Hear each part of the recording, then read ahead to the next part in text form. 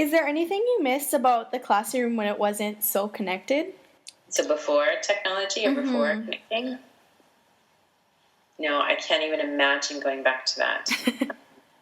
I really, really love how I'm learning every day with the kids, and that I found before I got bored within grade levels because it was the same content, and I wasn't excited. I didn't feel I was learning, and the technology helps me learn and push me in my thinking, and by doing so, I'm excited for every lesson. I'm like, oh, we're going to try this, and we're going to do this, or I'm learning how to use this app, or I'm learning how to connect and do this project, and the kids see me as a co-learner, whereas before, I don't know that I was very effective as a co-learner. Okay.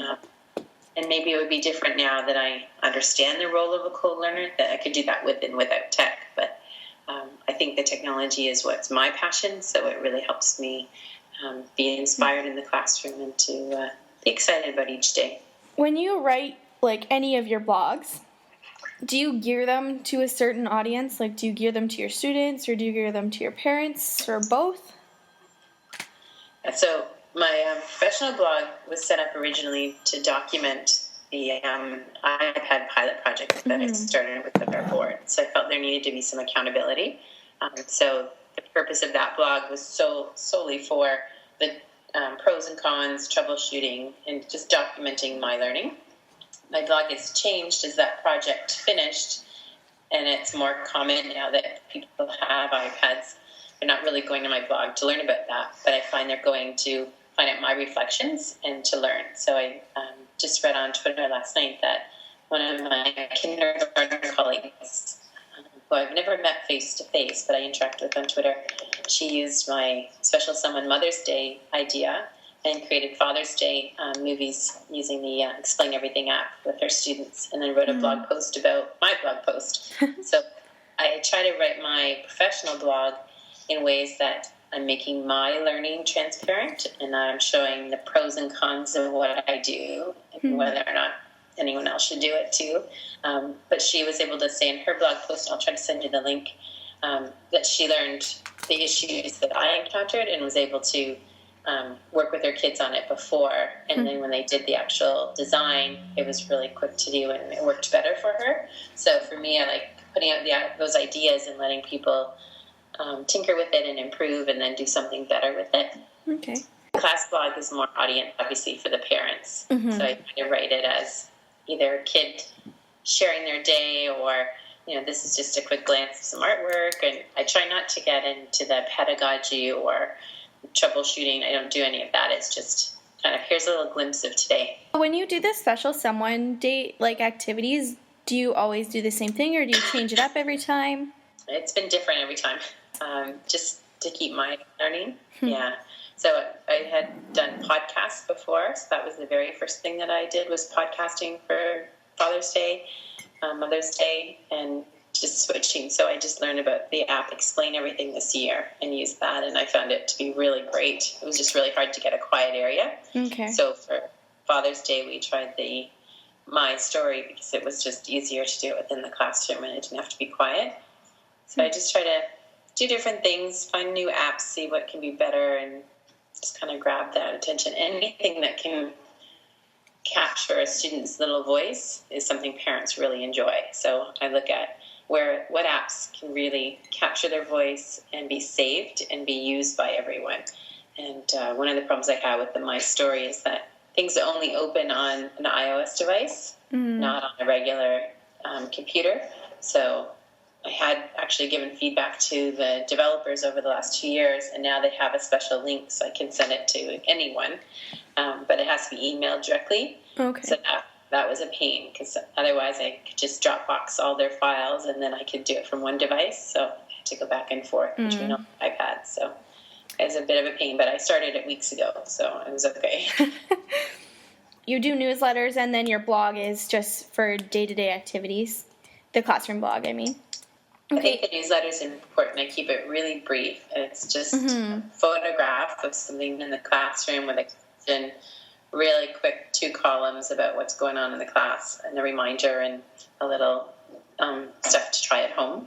And I find keeping it brief is easier for parents to read. They can glance at it. It's the same sections every 2 weeks, so they get familiar with how to read the newsletter too. And they love to see a photo of their classroom or their child doing something. One of my favorite blog posts, I think, was when you did the 10 things to do over March break. I thought that was really cool. Okay. I've never thought about doing something during times when the kids aren't at school. So that was really cool for me to see. Do your students have their own blogs? I'm assuming kindergarten they don't, but did you do it when you taught grade 3? Yes, I did use kidblog.org. Okay. But I just found it was really hard to manage with the iPads. Now, I know kid blogs have updated since I've been out of the grade 2 and 3 class, and it's easier to use it now with iOS devices.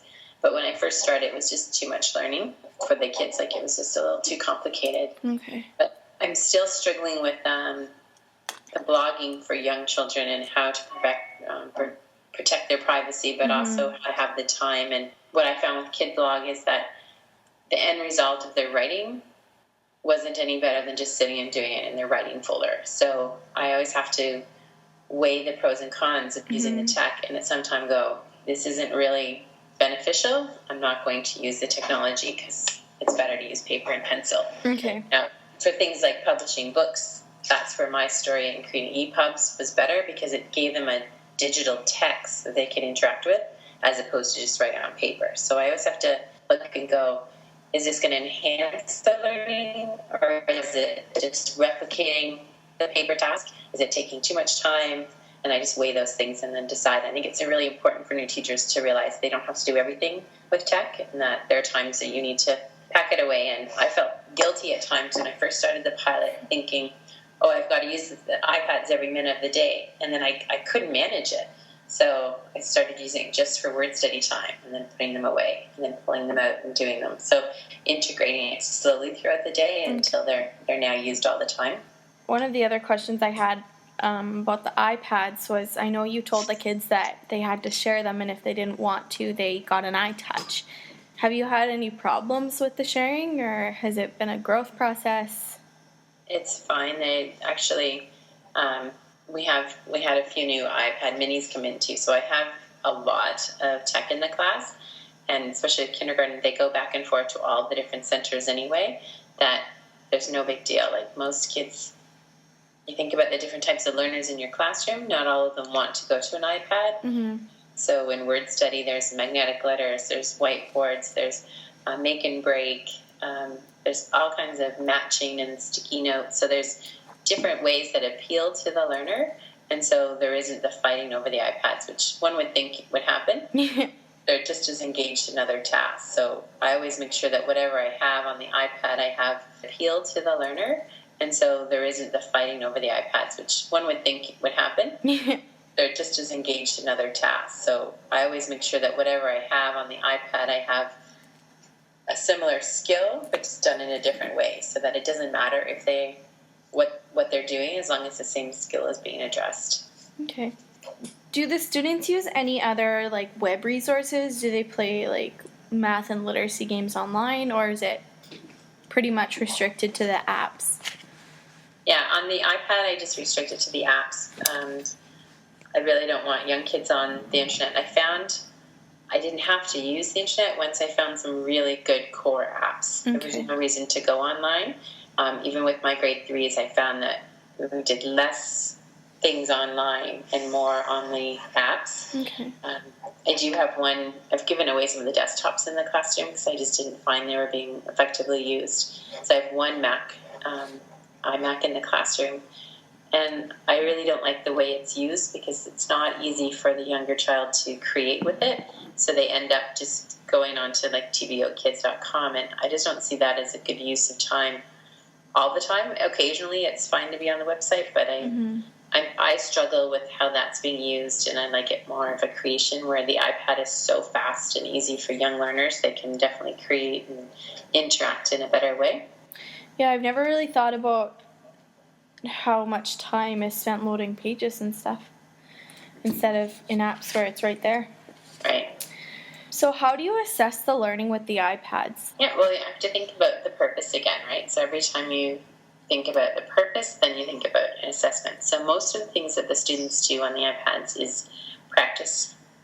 So they're practicing their letter formations, they're making and breaking words, they're writing out their words. So I'm not necessarily assessing or I'm not evaluating that work, but I'm checking in and going, oh, they're still having letter formation difficulties. So then I'll work one-on-one with them. Their final products, the things that they actually create, that I will evaluate and look at and go, okay, now I know where they are and how they can create a story, or they don't really know how to sequence events. Puppet Pals is one of the great storytelling apps that helps me see if they understand beginning, middle, and end. So that gives me my feedback, and that's why I use Dropbox a lot, because I can't manage going on to all of the iPads in the classroom to assess everything they've done, whereas I need a way to collect their work. So Dropbox is the easiest way for me to do the kindergarten work, and then I can look at it. But a lot of the time it's for practicing, for creating, for interacting socially. And so I know on one of your other blog posts you said you don't pick favorite apps or favorite websites, but what is your favorite today? Today, yeah, it changes every day, doesn't it? And for what? I have to think about that. I'd say my favorite apps are the creation apps. So within that, Explain Everything and My Story. Those are my top two that I think have tons of potential, and I don't know that with my kindergartens I've got to the full potential yet. It's been a year of learning for me as well, and I feel like we're just getting there. And then to have the kids again next year, I think we'll be in a very different place next June. So will you have the students again next year, or you'll have a new set of students? I'll have most of my JKs from this year into next year. Okay. And then the new JKs coming in. So we're just working on placements. So nothing's final, but the idea is that you carry them over as much as you can for 2 years. Oh, that's awesome. All right. So that is all the questions that I have.